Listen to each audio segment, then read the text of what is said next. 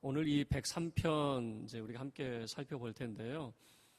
우리는 이 성경책하고 찬송가가 다 이렇게 따로 이렇게 나뉘어져 있죠. 그런데 이제 성경 자체만으로 보면은 시편은 찬송가거든요.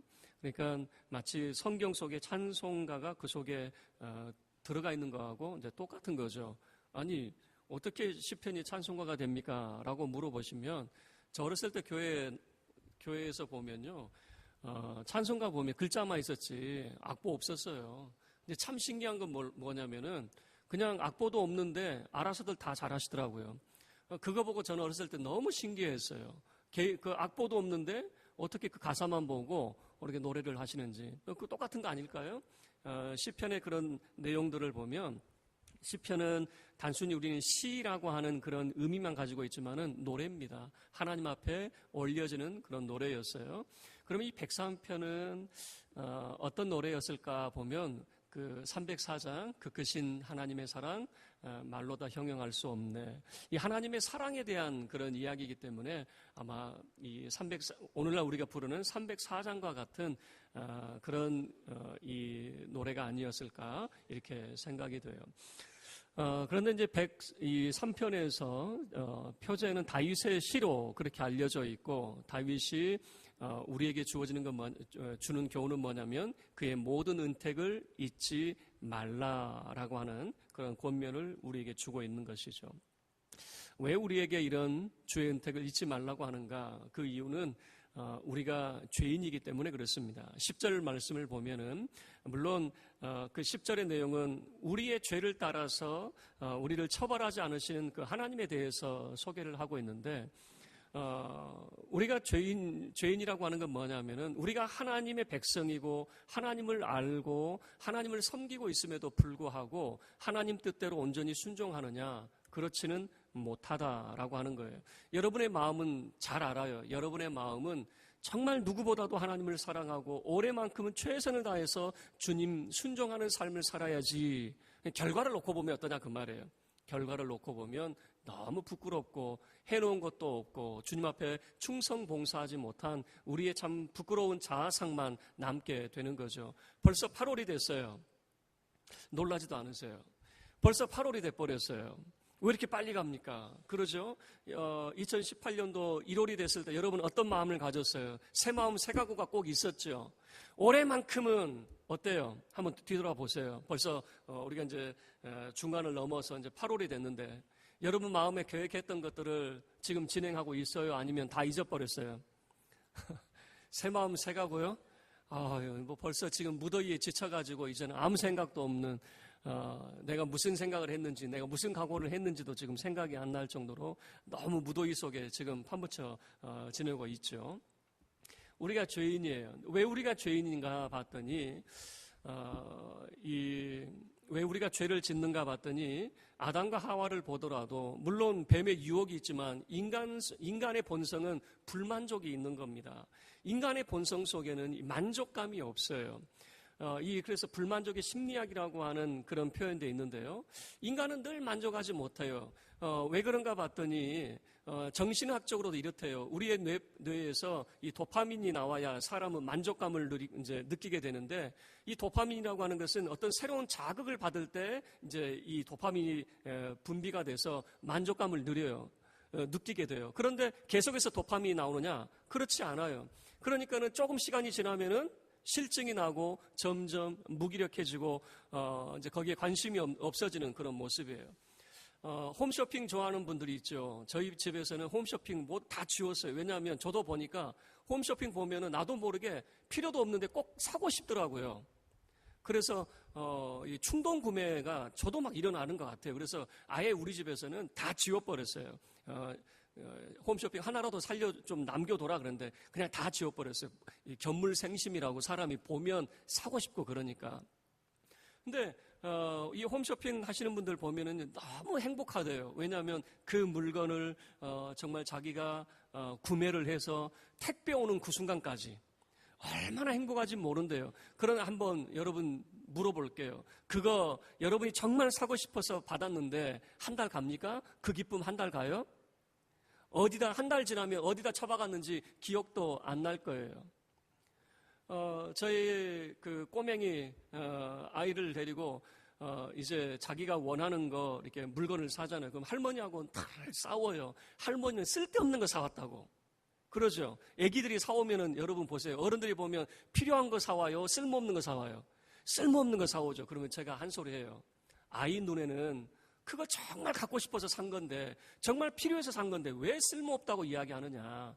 할머니 입장에서는 쓸모없을지 몰라도 이 아이 입장에서는 정말 필요한 거예요. 쓸모없는 거라고 말하지 말고 잘 샀다. 한 번만 해주시라고. 근데 왜 쓸모없다고 하느냐. 한 번 놀고 안 찾아요.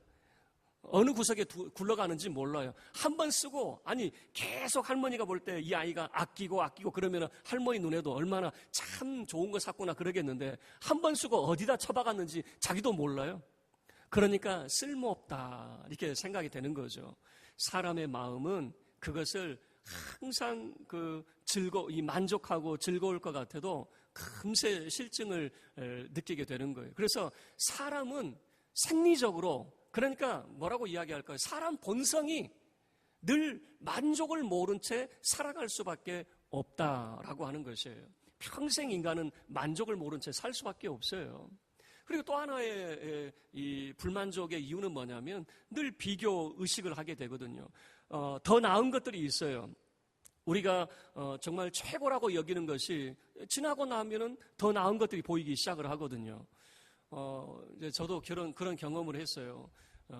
제가 사고 싶은 옷이 있어서 그 옷을 고를 때 그냥 딱 첫눈에 반한 옷이 없더라고요. 고르고 골라가지고 딱 그 옷을 결제를 하잖아요. 결제하는 그 순간 더 마음에 드는 옷이 꼭 생겨요. 결제하는 그 순간부터. 그래서 참 희한하다. 나도 이 많은 옷 중에 고르고 골랐는데 왜 결제하는 그 순간 더 마음에 드는 옷이 생겨나게 되는지. 왜 그러냐면 더 좋은 사람에게는 이 비교가 돼요. 더 좋은 것들이 항상 보이기 때문에 만족을 모르게 되는 거예요. 부부간에도 그런 것 같아요. 처음에는 정말 죽고 못 사네 해서 결혼을 했는데 얼마 지나면 어떻습니까? 더 좋은 게 보여요, 안 보여요? 더 좋은 게 안 보이면 내 남편, 내 아내하고 평생 그렇게 좋아하고 살아야죠. 금세 그게 1년도 못 가요. 금세 사라져가지고 더 좋은 것이, 더 좋은 사람이 있지 않을까 이런 생각을 하게 되는 거죠. 인간은 이 불만족 가운데 살아요. 그래서 자기의 삶에 주어진 것이 정말 하나님의 선물이고 정말 최고의 선물이라고 하는 것을 모르고 살아가는 거예요. 아담과 하와를 보세요. 에덴 동산은 어떨 것 같아요? 여러분이 생각할 때는 에덴 동산은 정말 최고의 선물 아닙니까? 그런데 아담과 하와는 그 선물을 만족합니까? 만족하지 못합니까? 만족하지 못하잖아요. 더 좋은 것이 있는 줄 알고 하나님께서 금하신 그 금단의 열매까지 손을 대게 되는, 더 좋은 것이 있다라고 하는 것을 생각하는 거죠. 더 좋아지고 싶고 더 나아지고 싶은 그런 불만족스러운 그런 인간의 모습 아니겠습니까? 이런 불만족스러운 예가 성경에서는 여러분 잘 아는 탕자의 비유 속에서 나타나고 있는 것 같아요. 탕자가 왜 탕자가 됩니까? 자기 아버지가 농사를 짓고 형의 모습을 보니까 농사를 짓고 이렇게 살아가는데 자기가 볼 때는 그게 불만족스러운 겁니다.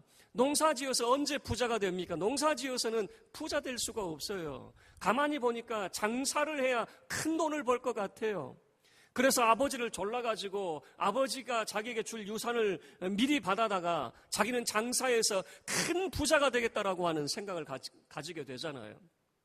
그런데 여러분 어떻습니까? 마음은 부자가 되고 싶은데 그의 삶과 그의 습관은 부자 되려고 하는 습관이 전혀 없었어요. 왜 그렇습니까? 열심히 노력하고 근면성실하게 살아야 되는데 그는 허랑방탕하는 삶을 살았어요. 돈이 있으니까 막 즐기는 삶, 즐기다 보니까 더 좋아졌나 봐요. 펑펑 쓰다 보니까 어느새 거지꼴이 되어버린 거죠. 여러분, 인간의 그런 모습이 이 불만족스러운 그런 모습이에요. 아버지와 형처럼 나는 살기 싫다라고 하는 거죠. 그 삶이 얼마나 좋은 삶이었는가라고 하는 것은 돼지가 먹는 쥐염 열매를 먹고 싶어도 그것을 못 먹을 때야 그때서야 깨닫게 되는 것 아닙니까? 내 아버지의 집에 있었던 것이 참 행복한 시간이었구나. 여러분, 이게 무엇을 의미하는지 아세요? 현재 자기가 처해 있는 그 상황이 하나님께서 우리에게 주신 최고의 선물이고 가장 복된 시간임에도 불구하고 인간의 이 불만족 때문에 만족을 모르고 뛰쳐나가는 거예요. 그래서 하나님 품 안에 있는 것이 얼마나 행복한 시간인지를 모르고 자꾸만 뛰쳐나가서 죄악 가운데 방황을 하게 되는 겁니다. 허랑방탕한 삶을 살게 되는 거. 이 불만족 때문에 늘 원망하고 불평하고 더 나은 삶이 있는 것으로 착각하면서 죄를 짓게 되는 거죠. 주의 모든 은택을 잊지 말아야 될 이유는 뭐냐면 우리는 죄인이기 때문에 그래요. 늘 하나님에게서 멀어지는 그런 삶을 살고 있기 때문에 그래요. 두 번째는요, 왜 우리가 주의 은택을 잊지 말아야 되느냐? 이 103편의 큰 주제는 뭐냐면 하나님은 사랑이시라. 이 인자하심에 대해서 103편은 크게 반복적으로 나타나고 있습니다. 특별히 이 103편은 누가 좋아했는가 보니까요, 바벨론에 이제 포로로 잡혀갔다가 돌아온 그 사람들이 이 103편을 정말 사랑했대요. 왜 그들이 이 103편을 사랑했는가? 이런 거죠. 그들이 바벨론의 포로로 잡혀갔을 때는 이런 겁니다. 우리가 죄를 지어서 하나님이 우리에게 진노해서 우리가 바벨론에 잡혀갔어요. 다시 이야기하면 우리식으로 해석을 하자면 이런 겁니다. 우리가 죄가 많아서 하나님의 진노를 사서 우리가 어려움을 겪었어요. 그리고 하나님 앞에 나가려고 하니 못 나가겠어요. 여러분 그거 아세요? 기도를 하는 것도 계속해야 기도가 이어지지, 기도의 맥이 끊어지면요 잡기가 어려워요. 기도의 맥이 끊어지면 어떻게 기도해야 되는지를, 기도하는 법을 잊어버려요. 그러니까 사람이 이렇게 되는 거죠. 나도 옛날에 기도 정말 하나님 앞에 열심히 했는데 그 옛날에 이렇게 말하는 분들 있죠. 지금 그렇게 하십니까? 그러면 다 잊어버렸어요. 못해요. 기도하는 법을 잊어버려가지고 어떻게 해야 되는지를 모르고 그렇게 전전긍긍하는 분들이 얼마나 많은지 몰라요. 바벨론 포로에서 귀환했던 그 사람들이 가장 위로를 받았던 찬송이 바로 이 103편의 찬송이었어요. 우리가 하나님 앞에 나아가고 싶은데 하나님이 우리를 받아주실까? 정말 이렇게 염치 없는 우리, 그 고난의 그런 터널을 겪어왔지만은, 지나왔지만은 하나님이 우리를 받아주실까? 이런 생각을 하고 있을 때 다윗의 시를 통해서 그들이 위로를 받는 겁니다. 다윗이 이 103편을 통해서 어떤 하나님을 만났냐면 인자하신 하나님을 그가 만났거든요. 다윗의 그 광야 시간 때, 그 광야 시간 속에서 정말 갈 바 알지 못해 방황하는 그 시간에 그 인자하신 하나님을 그가 경험을 했거든요. 그리고 그 103편 내용 속에 그 인자하신 하나님이 소개가 되고 있습니다. 자, 몇 군데만 찾아볼게요. 8절 말씀을 보시면 하나님께서는 모세에게 하나님이 어떤 분인지, 어떤 성품을 가지고 계신 분인지를 나타내셨는데 8절 말씀을 통해서는 긍휼이 많으시고 은혜로우시며 노하기를 더디하시고 인자하심이 풍부하신 분, 모세에게 하나님이 어떤 분인지를 나타내 보여주셨단 말이에요. 모세는 하나님의 그 뒷모습만 바라봤어요. 그러나 하나님이 지나가실 때에 선포되었던 내용이 바로 이 말씀이었거든요. 그러면 모세가 만났던 하나님은 어떤 하나님이냐? 인자하신 하나님이었다라고 하는 것이죠. 11절 말씀을 보셔요. 하나님은 그를 경외하는 자에게 인자하심이 크신 분이다 라고 하는 거예요. 13절 말씀에서도 아버지가 자식을 긍휼히 여긴과 같이 하나님은 자기를 경외하는 자를 긍휼히 여기신다. 17절 말씀을 보셔요. 하나님은 자기를 경외하는 자는 그의 자손에게까지 인자하심이 영원하신 분이다. 그 본인뿐만 아니라 그 자손에게까지 인자하심이 영원하신 분이다 라고 하는 거죠. 이 말이 무슨 말일까요? 이 103편 속에서 이 인자하심이 계속해서 반복적으로 나타나는 이유가 뭘까요? 이게 강조가 되고 있는 겁니다. 하나님이 우리를 받아주실까? 우리를 용서해 주실까? 그런데 다윗은 이렇게 말합니다. 용서해 주시고 말고요. 탕자가 아버지에게 돌아가는 그 순간 아버지는 그를 매몰차게 거절할 줄 알았더니 기다리고 계셨더라. 이 인자하신 하나님은 뭐냐면 그 하나님은 당신이 돌아오기를 기다리고 계셨다라고 하는 것을 보여주고 있는 것이죠. 우리가 하나님에게로 돌아가기만 하면 하나님은 우리를 언제든지 아버지가 그 자식을 맞이함과 같이 우리를 맞아주시고 우리에게 긍휼과 인자하심으로 함께 하실 것이다 라고 하는 것이죠. 비록 고난의 시간이 있었어요. 하나님 앞에 나아가는 것이 얼마나 힘들었는지 몰라요. 바벨론의 그 포로로 잡혀가서 다시 예루살렘에 돌아오기까지 얼마나 긴 시간이 있었습니까? 여러분은 신앙에도 마찬가지예요. 이 영적인 신앙에도 여러분이 늘 영적으로 하나님과 교제할 것 같지만 그렇지 않아요. 여러분들이 한 번 하나님에게서 튕겨나가면 너무나도 하나님 앞에 나아가는 시간이 멀어요. 긴 시간 돌아서 다시 하나님과 만날 수 있게 돼요. 내가 예전에 내가 부르기만 하면 하나님이 나를 만나 주셨으니까 또다시 그렇게 부르기만 하면 하나님을 만나 주시겠지. 긴 시간이 필요해요. 그 영적인 시간을 말하게 되는 거예요. 무슨 말이냐면 그 옛날 은혜 받을 때는 내가 주여라고 하는 그 이름만 부를 때에도 우리 마음속에 주의 은혜가 넘쳤는데 어느 순간부터는 먹먹해지기 시작할 거예요. 꽤 오랜 시간이 걸릴 거예요. 그러나 그 시간들이 지나고 나면, 바벨론의 그 고통의 시간들이 지나고 나면 하나님께서는 그 인자하신 분께서 아버지가 자식을 그 품에 안으시듯이 우리를 안아주신다라고 하는 것이죠.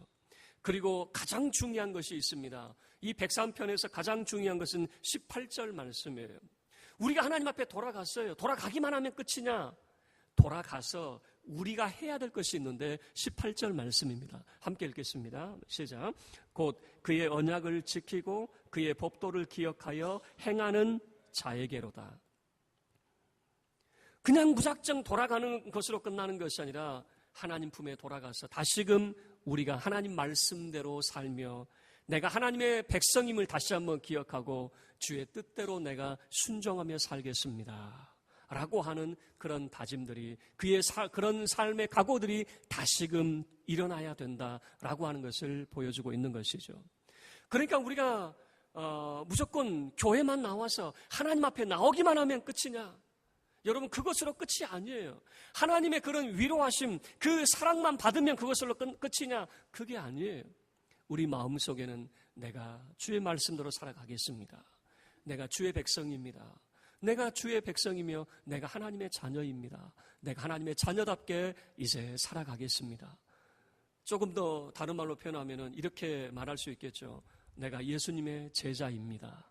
내가 예수님의 제자답게 살아가겠습니다. 여러분 예수님의 제자가 맞아요, 틀려요?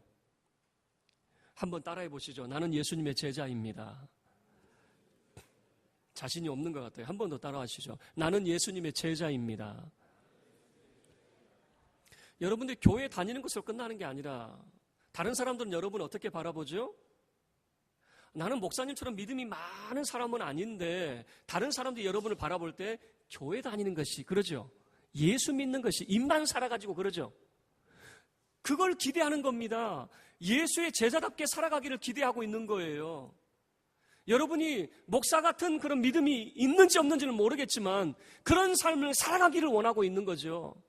그런데 정작 교회를 다니는 여러분들은 내가 예수님의 제자라는 사실을 까마득히 잊어버리고 사는 거예요. 내가 예수의 제자라는 사실을 까마득히 잊어버리고, 그러면 왜 교회 나오십니까? 봤더니 교회 나오면 잘 된다기에, 교회 나오면 하나님이 우리에게 복을 주신다기에 복 받으려고요. 여러분, 그 말이 틀린 말은 아닌 것 같지만 우리가 예수의 제자라는 사실, 우리가 하나님의 백성이라는 사실을 늘 기억하며 사셔야 돼요. 그래서 예수의 제자답게 살아가는 삶, 예수의 제자의 모습을 간직한 채 살아가는 삶, 그 삶이 바로 18절 말씀 속에 우리가 하나님 말씀대로 살아가기로 다시 한번 다짐하며 각오하는 그런 삶의 자세가 필요하다라고 하는 것이에요. 그리고 마지막으로 왜 우리가 주의 은택을 잊지 말아야 되는가? 첫 번째는 우리가 죄인이기 때문에 그래요. 그러나 두 번째는 우리가 죄인임에도 불구하고 하나님께서는 주의 인자하심으로 우리를 용서하시고 받아주실 거예요. 가장 중요한 것은 용서하심으로 끝나는 것이 아니에요. 우리가 주의 은택을 잊지 말아야 될 세 번째 이유는 뭐냐면 하나님은 늘 우리에게 좋은 것으로 만족해 하실 분이시기 때문에 그렇습니다. 어떤 좋은 것들이 우리에게 주어지는가? 2절부터 5절까지 상세하게 소개가 되어 있어요. 2절은 내 영혼아 여호와를 송축하며 그의 모든 은택을 잊지 말지어다 그랬어요. 하나님의 모든 은택을 잊지 말라라고 하는 겁니다. 하나님께서 우리의 삶에 베풀어 주셨던 그 은혜뿐만 아니라 하나님께서 우리에게 베풀어 주실 그 은혜, 여러분 그것은 변함이 없는 거예요. 저는 우리 사모를 통해서 어머니의 모습을 제가 조금 발견하게 되거든요. 너무 재밌는 거는 이런 겁니다. 그냥 얘가 잘못을 하면요, 매를 들었어요. 죽일 놈 살릴 놈 하면서 그냥 매를 들었거든요. 그런데 식사 시간이 돼가지고 식사 준비해놓고 먹으라고 하는 거 보고 제가 속으로 얼마나 깔깔대고 웃었는지 몰라요. 아니, 혼낼 때는 언제고 또 왜 밥을 먹여? 이게 너무 이상한 거예요. 혼을 냈으면 밥도 주지 말아야 되잖아요. 그런데 밥때가 되면 또 밥 다 준비해서 먹으라 그래요. 여러분, 그러면서 제가 깨닫는 게 뭐냐면 어머니가 자녀를 향한 그 마음은 변치 않아요. 매를 들었다고 해서 미워하는 게 아니라 여전히 사랑하는 마음이 매를 들었어요. 그래서 매를 들기 전이나 후나 그 어머니의 마음은 변함이 없더라고요. 그 자녀를 향한 사랑의 마음은 변함이 없더라고요. 주의 은택도 마찬가지예요. 비록 우리가 고난의 시간이 있다 할지라도 하나님의 은택은 전이나 후나 변함이 없더라라고 하는 것이에요. 그 주의 은택이 어떻게 소개가 됩니까? 3절 보세요. 그가 내 모든 죄악을 사하시며 내 모든 병을 고치시며. 하나님께서는 우리의 모든 죄를 용서하십니다. 하나님 앞에 돌아오는 그 순간에 하나님께서는 모든 것을 다 용서해 주셔요. 저도 그런 경험을 한번 해봤어요. 우리 아이가 정말 실수를 했어요. 실수를 했는데 제 앞에 와가지고 눈물을 흘리면서 아빠 잘못했어요 그러는데요. 제 마음의 경험이에요. 눈 녹듯이 그 화가 풀려지는 경험을 했어요. 그리고 내가 언제 화가 났었나 싶을 정도로 이 마음이 확 풀려있는. 여러분, 하나님의 마음이 우리가 주님 앞에 돌아오기만 하면은 하나님께서는 우리의 죄를 용서하신다라고 하는 거예요. 그 용서하신다라고 하는 것은 이런 겁니다. 우리의 죄를 덮어주시는 거예요. 그래서 하나님은 우리의 죄를 간과하시고 우리의 죄가 없었던 게 아니에요. 있었지만은 그 죄를 덮어주시고 간과해 주시는 것이죠. 뿐만 아니라 우리의 모든 병을 고쳐주신다라고 하는 것이죠. 4절 말씀 보셔요. 내 생명을 파멸해서 속량하시고 인자와 긍휼로 관을 씌우시며 라고 하는 거예요. 속량이라고 하는 개념은 뭐냐면 하나님이 대가를 지불한다라고 하는 겁니다. 하나님께서 내 생명을 파멸해서 구원하신다라고 하는 것을 속량이라고 하는 그런 표현을 썼어요. 하나님께서 우리를 구원하실 때 그냥 공짜로 구원한 것이 아니라 하나님이 대가를 지불하고 우리를 구원하신다라고 하는 그 의미가 속량이라고 하는 의미예요. 그리고 인자와 긍휼로 하나님께서 관을 씌워요. 관을 씌웠다라고 하는 것은 하나님이 우리 주변을 주변을 두르는 겁니다. 다시 이야기하면은 여러분 이런 개념 아시죠? 주의 천군 천사가 우리를 둘러 진치는 그런 이 개념은 여러분 기억하시죠? 똑같아요. 인자와 긍휼로 관을 씌운다라고 하는 것은 우리의 삶을 하나님께서 인자와 긍휼로 이게 둘러 진을 치는 그런 모습인 겁니다. 그래서 하나님께서 인자와 긍휼로 우리의 삶을 그렇게 복되게 하신다라고 하는 것이죠. 그래서 결국 5절 말씀 함께 읽겠습니다. 5절 시작. 좋은 것으로 내 소원을 만족하게 하사 내 청춘을 독수리같이 새롭게 하시는도다. 하나님께서는 우리의 소원을 만족하게 하시는 분이시다. 우리가 원하는 바를 하나님께서 이루어 주시고 그리고 하나님께서 우리를 새롭게 하실 분이다라고 하는 것을 보여주고 있는 거죠. 말씀을 마치도록 하겠습니다. 주의 은택을 잊지 않는 저와 여러분이 될 수 있기를 바랍니다. 주의 은택을 잊지 말아야 될 이유는 뭐냐면 우리는 죄가 있어요. 늘 하나님 앞에 순종하지 못하고 자꾸만 하나님에게서 멀어지는 그런 죄악된 삶을 살아요. 그런 삶 가운데에서도 우리가 주의 은택을 잊지 말아야 될 이유는 주님은 인자하신 분이에요. 언제든지 주님을 찾으면 주님은 우리를 외면치 아니하시고 아버지가 그 자식을 품에 안듯이 우리를 맞이해 주시고 우리를 용서하시고 사랑으로 함께 해 주실 거예요. 그것으로 끝나는 것이 아니라 우리가 주의 은택을 잊지 말아야 될 가장 중요한 이유는 하나님은 우리에게 좋은 선물을 준비해 놓고 계셔요. 우리의 삶을 새롭게 하실 뿐만 아니라 우리의 소원을 만족해 하실 분이 바로 하나님이십니다. 그래서 저와 여러분의 삶은 정말 주의 은택을 잊지 않는 자가 되어서 하나님께서 우리에게 주시고자 하는 그 놀라운 그 좋은 선물들을 마음껏 참으로 받아 누리는 자의 삶이 될 수 있기를 주의 이름으로 축원합니다. 우리 모두 자리에서 일어서서 함께 우리 찬양하겠습니다.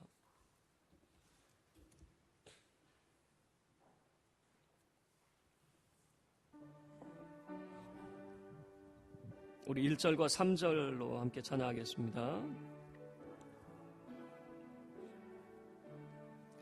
그 크신 하나님의 사랑 말로 다 영영 못하네. 저 높고 높은 별을 넘어 이 낮고 낮은 땅 위에 죄범한 영혼 구하려 그 아들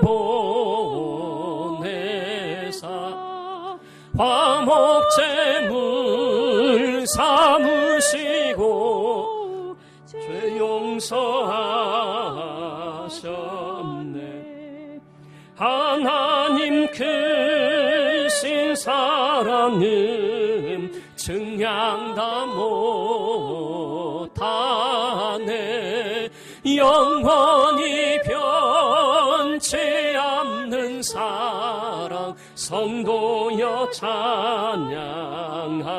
하늘을 두루마리 삼고 하늘을 두루마리 삼고 바다를 먹물 삼아도 한없는 하나님의 사랑 다 기록할 수 없겠네. 하나님의 크신 사랑 그 어찌 닿았을까. 저 하늘 높이 쌓아도 채우지 못하리. 하나님 크신 사랑을 증량 다 못하네. 영원히 변치 않는 사랑 성도여 찬양하세. 아멘.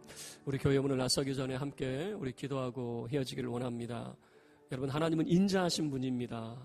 여러분을 향한 하나님의 사랑은 변함이 없습니다. 변한 것은 우리입니다.